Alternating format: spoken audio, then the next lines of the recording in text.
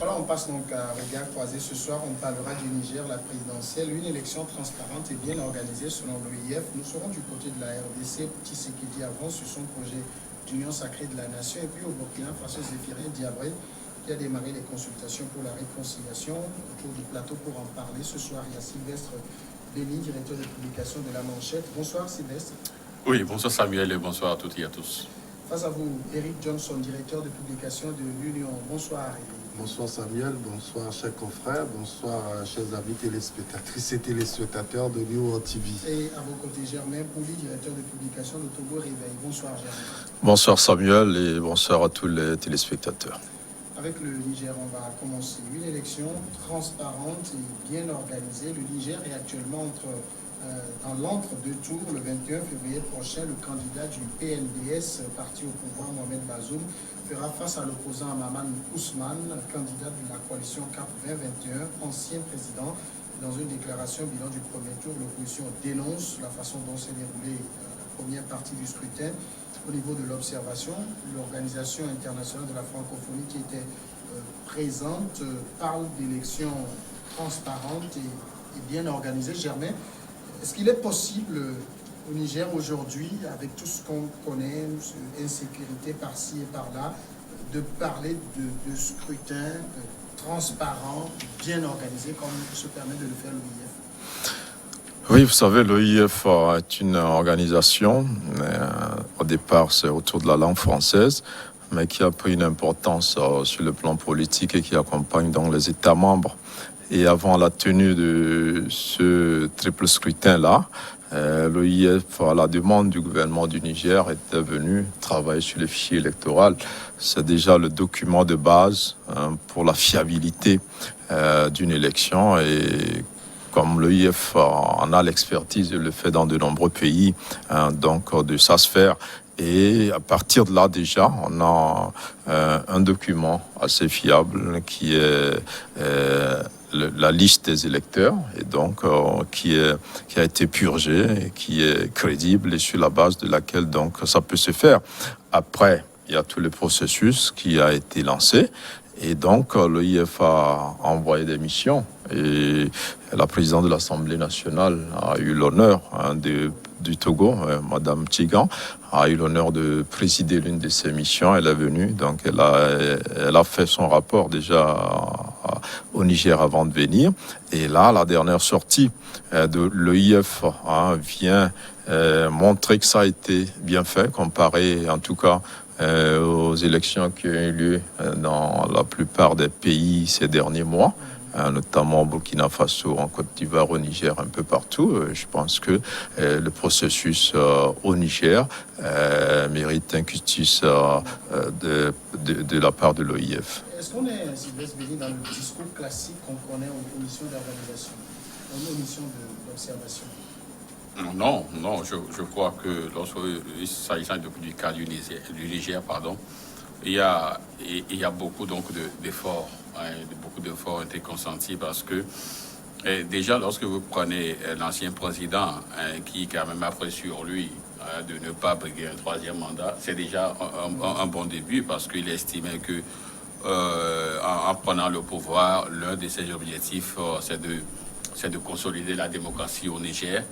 Et il espérait qu'il soit le premier président du Niger à passer pacifiquement le pouvoir, parce qu'on sait que c'est une vague de coup d'État que nous avions eu, même sur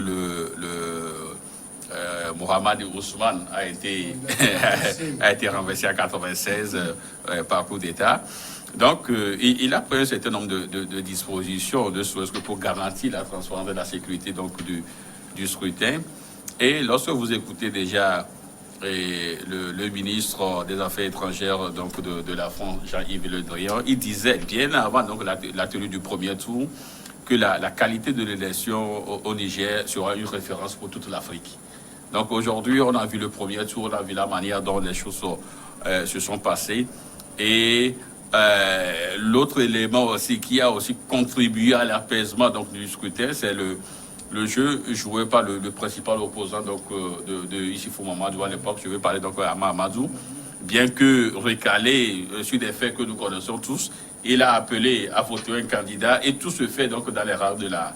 Vous voyez, donc, et au niveau des candidats, même les contestations, c'est vrai que la coalition dénonce la manière dont le scrutin s'est passé, mais ils le font tous en respectant donc les règles et les principes démocratiques. Donc, on ne peut que leur souhaiter tout le meilleur parce que le deuxième tour, c'est le 21 avril, le 21 février.